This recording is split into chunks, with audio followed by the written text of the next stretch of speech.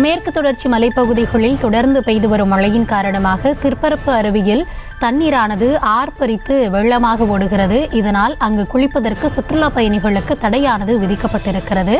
திற்பரப்பு அருவியில் தண்ணீர் ஆர்ப்பரித்து கொட்டும் அந்த காட்சிகளை பார்த்து வருகிறோம். மேற்கு தொடர்ச்சி மலைப்பகுதிகளில் தொடர்ந்து மழையானது பெய்து வருகிறது. இதனால் திற்பரப்பு அருவிக்கு நீர்வரத்தானது தொடர்ந்து அதிகரித்த வண்ணம் இருக்கிறது.